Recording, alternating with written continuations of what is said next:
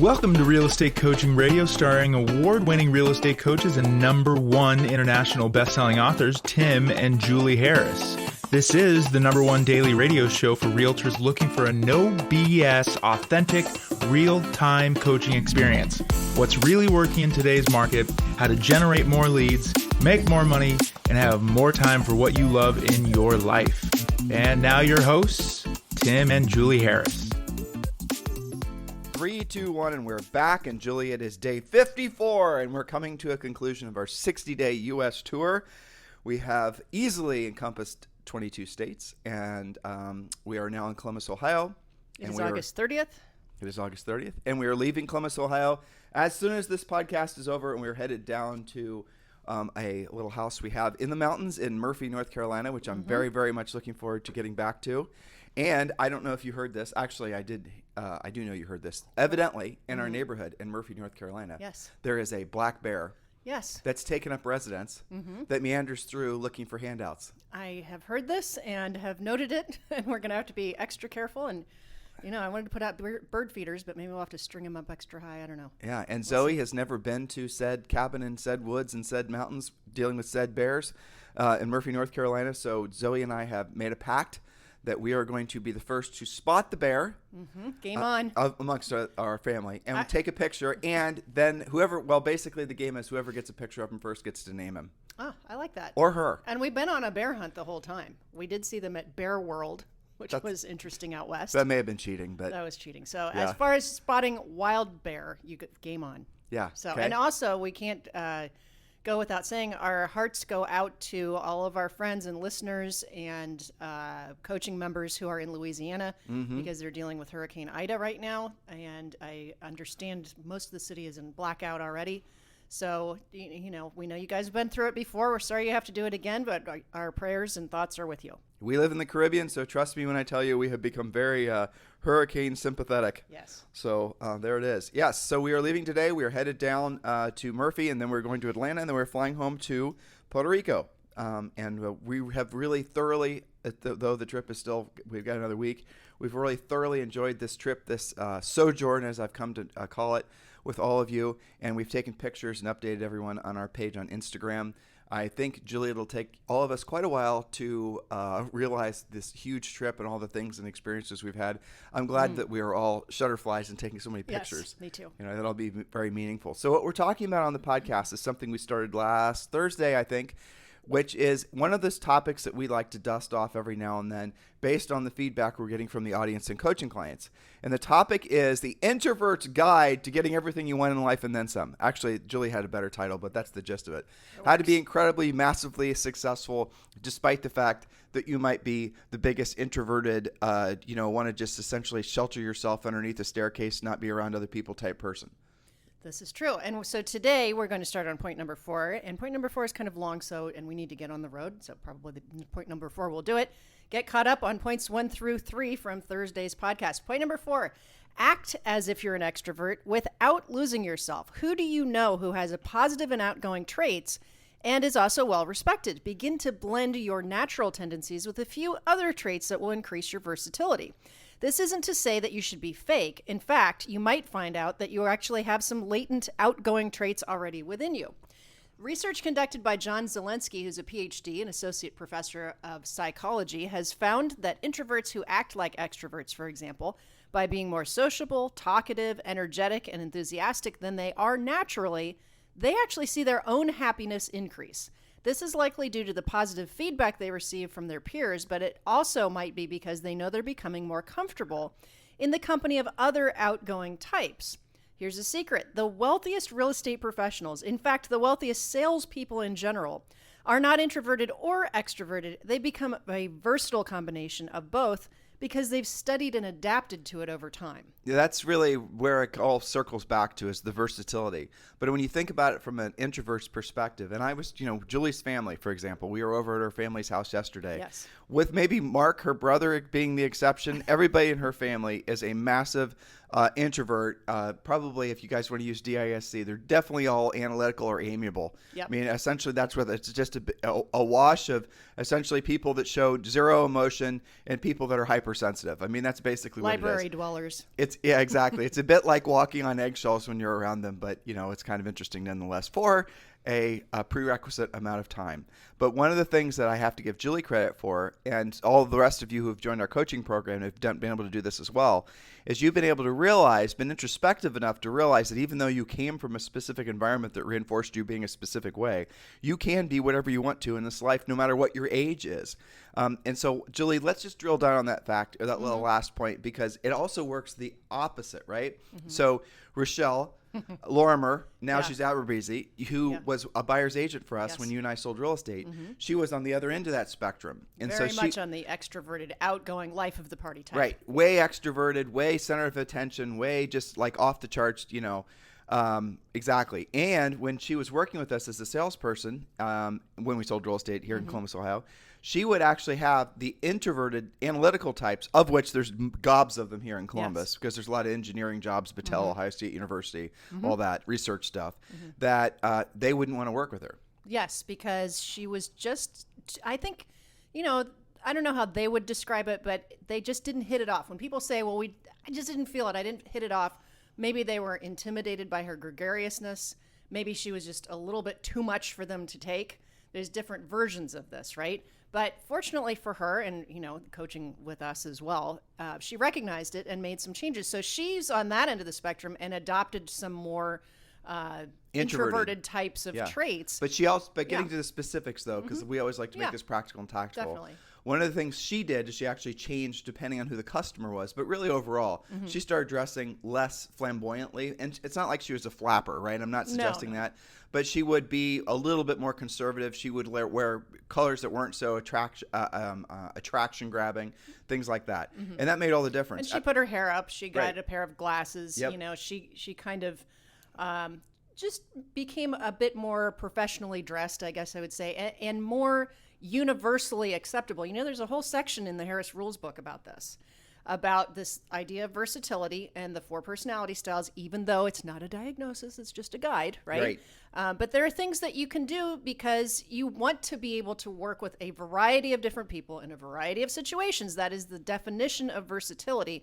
And that's why the most wealthy salespeople and real estate salespeople are the most versatile, because they've learned that. And you said it a second ago, the happiest people too. And they're happy, Well, the happiest people, according to your John Hopkins that's researcher right. They have guide. less conflict happening. Right. And so that's really, so if you're on the analytical side, which we can assume that most of you are because you're listening to this podcast and we titled it so that it would grab your attention.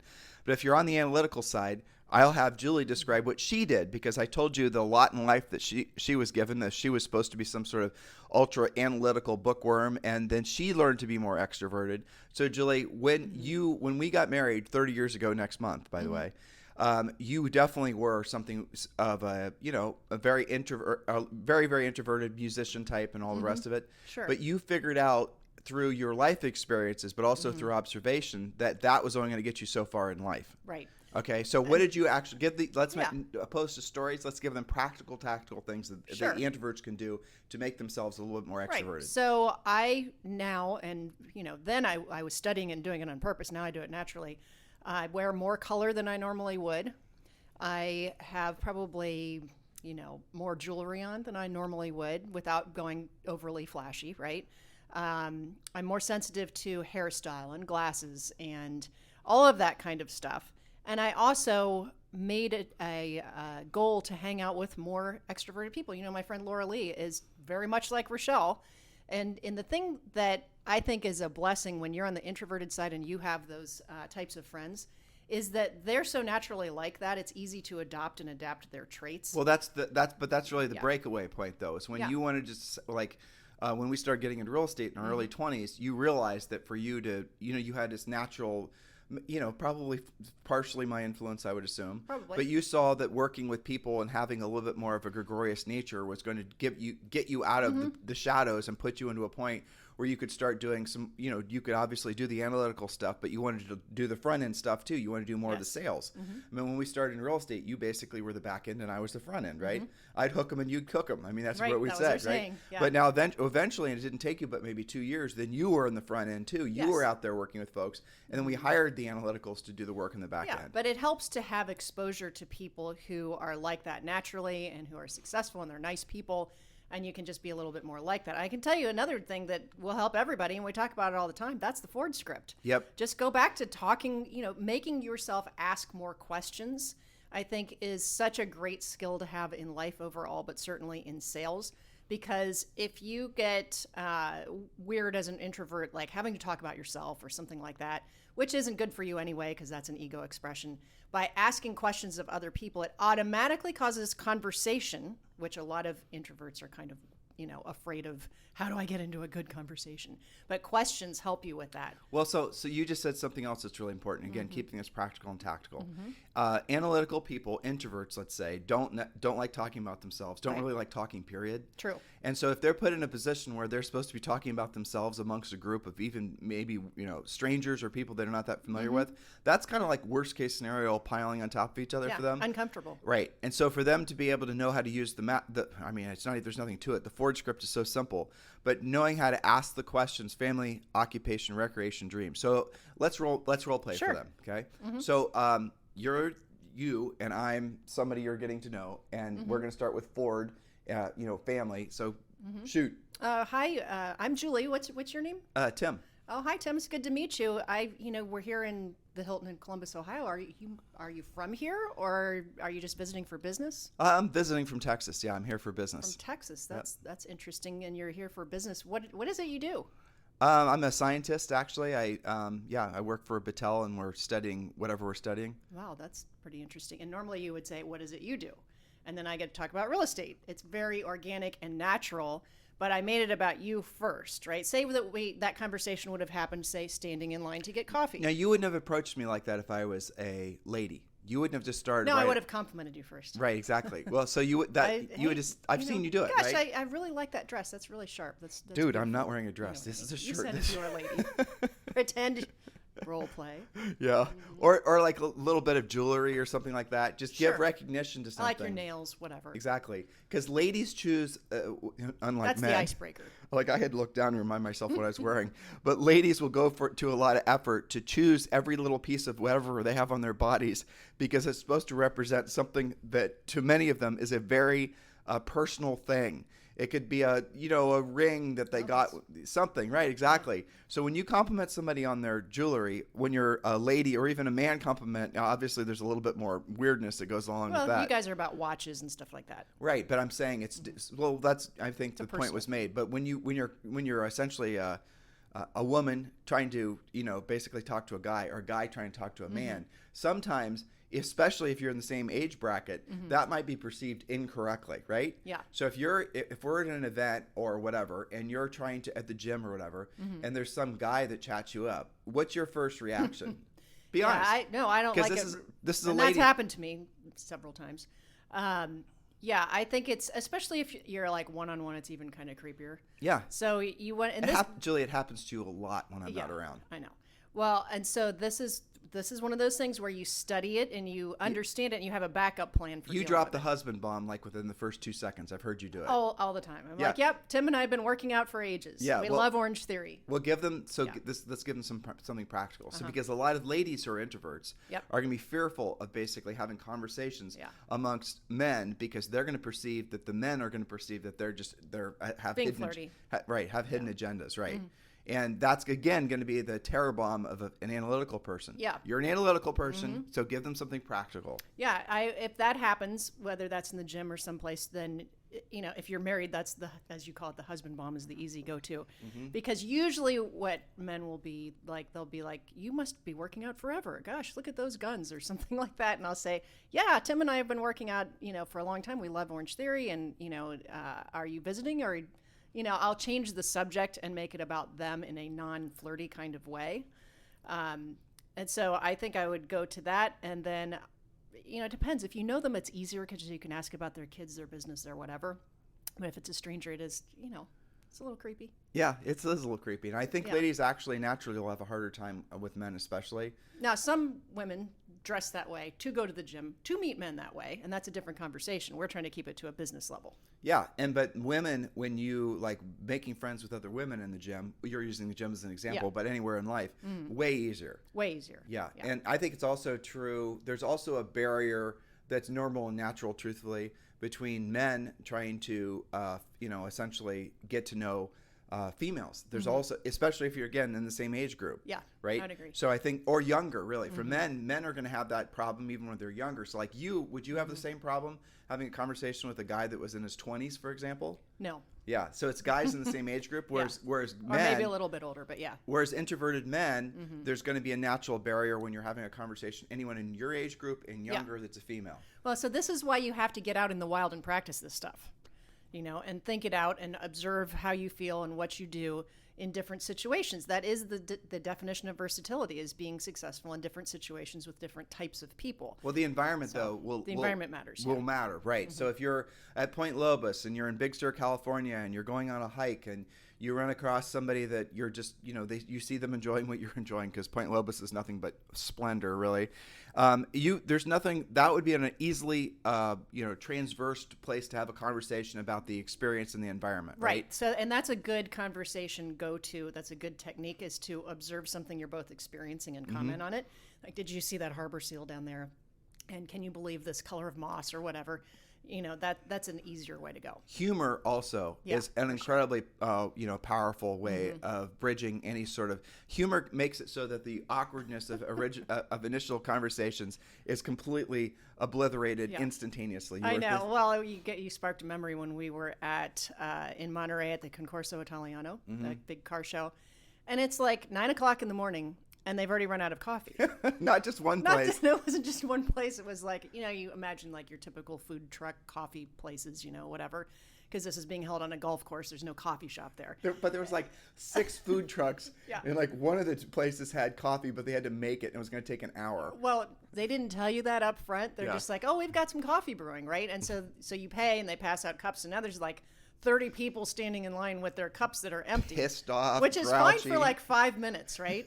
And then it was interesting to observe like what people's breaking points were. They were going feral. Right. So and I did this. I went to the other truck and I'm like, you guys have coffee? Nope.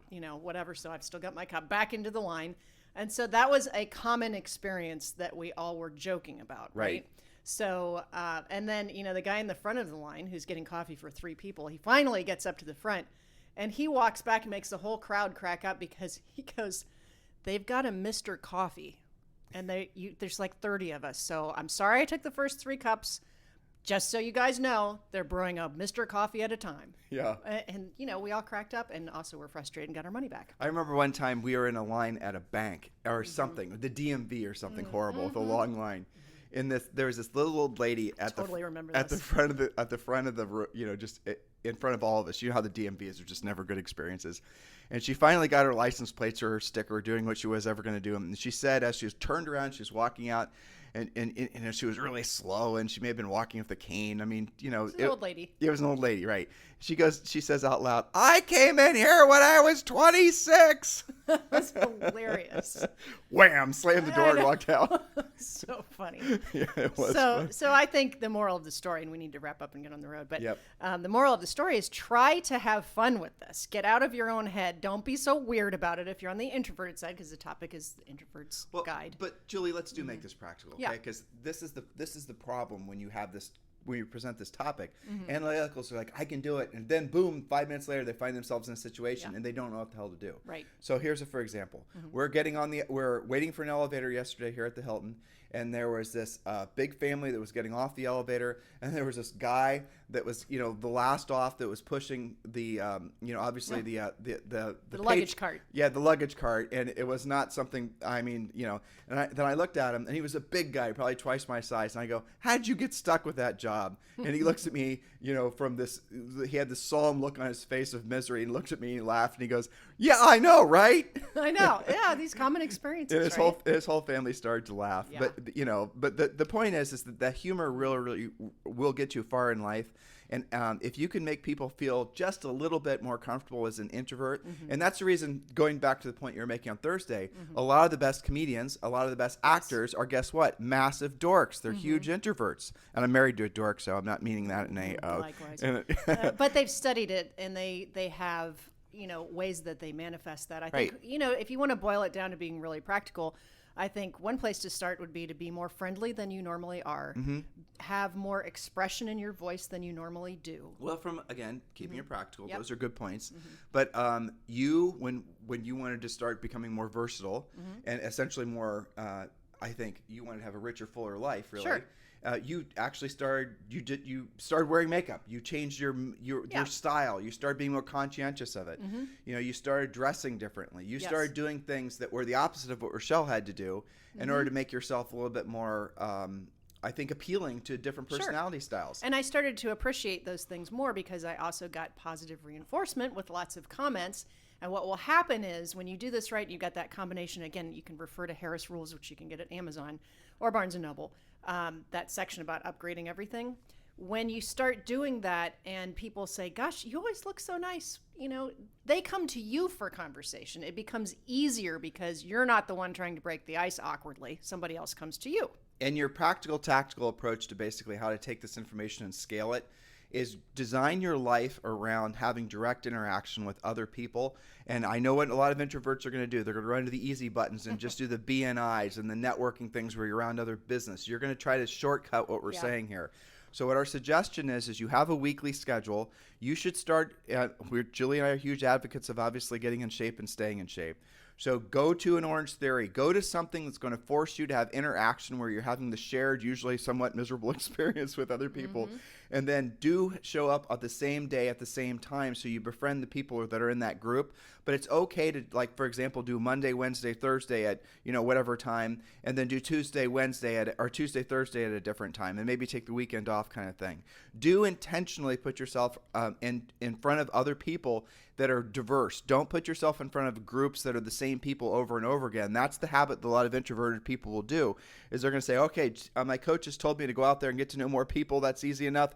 I'm going to go and just do more of what I normally do around people that I'm normally around. In other words, you're basically going to not really expand your horizons in any meaningful way. You're just going to surround yourself with more people like you. We're not suggesting that because you're going to keep your world really small. So assuming there's some validity, which there is, to the DISC personality styles, there's 4 distinct personality styles, and everyone has differing percentages of each personality style in them. But ultimately, you do have a tendency, again, if you're believing this, which is mostly pseudoscience, but if you're believing it, you do have a dominant personality. And what most people do is they gravitate towards people and groups and communities and, everyone around them, spouses, who have that same dominant personality. It's natural and normal. There's nothing wrong with that. But if you're wanting to really be of service to other people, you have to learn to be versatile and be able to help people that are not necessarily naturally like you.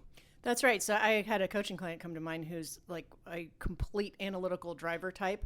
And we were working on this, and I asked, what other than, selling real estate and riding his motorcycle, what does he like to do, right? Which already riding your motorcycle, kind of a solitary thing. Okay. I was thinking that. And he said, skydiving. Oh, boy. And I'm like, that's great and all, but you're probably not going to meet a lot of people while you're hurtling through the air. So let's find some things where you're actually meeting other people. So to your point, don't just, that's all fine. You don't have to stop doing what you like doing. This is not instead of, this is in addition to what you already like doing. So you might find something that's a bit more social, and you got to do it on purpose. I always recommend meetup.com, which sounds like a dating site, but is not. Meetup.com. You type in your zip code. It asks you what your interests are, and expand your interests. Like if you've always been in a book club, don't just check book club. Check maybe some things. Maybe you're interested in getting into hiking or bird watching or something where you'll be around other people. So you check your interests, then I would put in a 20-mile radius so you capture enough different events, and it'll show you what the options are. In all reality, all this it goes back to lack of exposure. The lack of versatility always reels back into lack of exposure. Yep. Like if you look at, for example, where we are now in Worthington, Ohio. Well, we're not in Worthington, but you get the gist of it. Where we're from, that is a very analytical, amiable community. Yes. There's not a lot of expressive or driver going on in Worthington, Ohio. No, probably not. That's right. No. So, but if you move out to New Albany, that's where the expressives live. That's where the expressives and the drivers live. Yeah. And you can actually tell by you can tell by the cars. You can tell by the cars. You can even tell by the retail that's around the communities what the nature of what the general mix-up is. Now, Columbus is, you're dealing with obviously socioeconomic things that are going to have an impact on how expressive the expressives can be, and because they're not necessarily naturally. But then you have to think, okay, well, I get what Tim and Julie are saying. There's this community or this is part of town which I've never really quite clicked with. Well, it's because those people there are essentially not like you naturally are, go there. Go on a walk there. Go to the gym there. Get to know people there and expand your network of people, because here's ultimately what's going to happen. People will choose to do business with you because they know you. They know, oh, I know Julie from Orange Theory, or I know, Tim and Julie from church. I'm going to do business with them. Ultimately, it's going to circle back to you having an advantage in the marketplace amongst the people that you've given yourself over to, frankly, you've exposed yourself to. And that's you following, and that's you being in alignment with your highest and truest purpose, which is being of service to other people. You guys get it? That's expanding your center of influence. Right. And don't we all like to have center of influence transactions? Yes, if you had to choose, it would be somebody who you already know by and large. And the problem is if you don't at least heed this advice, or I don't like to say advice because sometimes people take that offensively, but let's say this prescription to a richer, fuller life where you can essentially have experience a version of you that you didn't even know would exist. Here's what ultimately happens to a lot of introverted people as they age. Their worlds get smaller and smaller and smaller. And I've seen it happen in our families, and I've seen it happen amongst coaching clients, especially ones that they'll be listening to this podcast, someone in their 60s and 70s, and they're saying, you know what? They will literally say this. This is the miracle sometimes, the blessing that coaching can be, is because you'll have these people like validate from their own personal experiences, from our perspective that we don't have because of our age, that what we were saying that they wish they would have heard it like 50 years earlier. We get that often. So the point of this is that when you are wanting to become the best version of you, not just as a real estate salesperson, but as a human, don't you want to be able to get along with more people? Don't you want to get to know more people? Because if you are an analytical person, introverted person by nature, what happens as you age? Like I said, your world gets smaller. You start having a tendency to basically surround yourself with more things that reinforce you being an introvert. And then the next thing you know, you have fewer and fewer people in your life. And again, this is not an unheard of phenomenon amongst introverted people. They just lose touch with reality, lose touch with other humans, because no matter how introverted you are, everybody wants to be connected with other people. And so you have to, as an introvert, put effort into doing it more so than you would be as an extrovert. But it doesn't matter, because you as an introvert have a lot of advantages that we've discussed and will continue to discuss on future podcasts. Anything else you'd like to say? So I think the beginning of your point there was don't wait, because it doesn't generally get easier. No. As you age, you get more and more into, your 3-foot world becomes a 2-foot world, and then it's a 1-foot world, and then you don't feel like going outside of your house. And then you're living under the staircase. Exactly. So take action. Now, you don't have to do it all at once, but you should choose 2 or 3 things to do this week to try out. Maybe some things stick and maybe some things don't, but get out of your own little environment. It's good for your business. It's good for you personally. You're going to do more transactions. You're going to be more comfortable, but don't wait. So let's give them one practical homework assignment, Jules. So here's your practical homework assignment. And I'm going to make this super easy. Have one Ford-based conversation with one person today, right? So have one conversation where you have and I'll even make it easier on you. If you go to Starbucks every day around the same time and you know people in line at Starbucks, but you never have talked to them, you just recognize them, right? And they recognize you. You can go ahead and I want you to initiate one Ford conversation with those people where you just talk to them about family. And it's not like you're not interrogating them, but just ask them, hey, I see you here every day. Or I see we seem to run into each other every day. You must live around here. And then ask questions about their family, or ask questions how long they've lived here. Those types of things. And make a point of not talking about yourself. Don't make it awkward. Like if they spin the conversation out of politeness to ask about you, then you can give them a little bit of information, but pivot the conversation back to them. Then tomorrow, do it for 2 different people. Now, here's what you'll discover. The first person that you chat up today at Starbucks or wherever, when they see you again in line at Starbucks tomorrow, they're going to talk to you. They're going to want to stand by you. They're going to want to share their experiences with you because you made them feel good for the entire day, because you showed interest in them. You asked them questions about their families. You showed sincere interest in them, and you were. Maybe the first part of the conversation you felt it was forced. You maybe even told, your ego may have said, they're telling you to do things that make you seem fake. Whatever your ego's telling you, your ego's wrong. All you're trying to do is connect with more people. So have those conversations, and then notice one time having one conversation that doesn't even last 3 minutes as you're standing in line for your latte, you're going to then discover that you made a friend. And that could be a pivotal moment for all of you. So please take this seriously, guys. This is part of your mission on this planet, which is to be of service to other people. That really is ultimately what a real estate practitioner is all about. So, Julie Harris, Yes. we are off to Murphy, North Carolina. Back on the road again. Julie, what's that place in Murphy that we're going to have Zoe go to where they teach kids how to, do the things that they had to have learned back on the prairie? I have to look up the name of it. I think it's the Campbell School. Yeah, something like that. Something, but it's basically like serious old school skill technique, like how to, sewing and arts and pottery and how to make a kite and stuff like that. It's funny. The things that they're going to teach them how to do would be the things that people would have had to have done when they were essentially in the prairie and settlers and whatnot. Yeah. But also, it's the exact same skill set that people that are preppers are now teaching other people. Isn't that fascinating? This school is very much of the pre-Amazon mindset where you don't just order your tools. You might have to make it's something. It's like in a big log building. It's really cool. I mean, it's definitely out there yonder. But this should be really interesting. It's near our house in Murphy. And I guess they have summer camps and fall camps. They've got a harvest festival. It should be pretty cool. It will be. Can you imagine our little, extroverted, and Zoe is incredibly extroverted daughter being amongst all of that? That's going to be incredible. Probably life-changing for her. Yeah, hopefully in a good way, right? Yeah, hopefully in a good way. In the meantime, guys, if you need us for anything, remember you can just text me directly. If I know a lot of you guys are gravitating towards EXP Realty. Some of you are EXP Realty curious, as we like to call it, and others of you, if you've not yet chosen your sponsor, are looking for a sponsor at EXP Realty. So if you're EXP Realty curious, we made it easy for you to get the information you want. Just text the letters EXP to 47372. Text the letters EXP to 47372, and we'll text you back a link to a website, and you can just go and check out the videos. There's 4 videos at the top that pretty much answer all your questions. If you're ready to join EXP and you're looking for a sponsor, and like I said, if you haven't chosen a sponsor yet, Julie and I are formally applying for the job of being your EXP sponsor. Feel free to text us directly or text me directly at 512-758-0206, and one of us will text you back directly and answer all your questions and help you move forward with EXP Realty.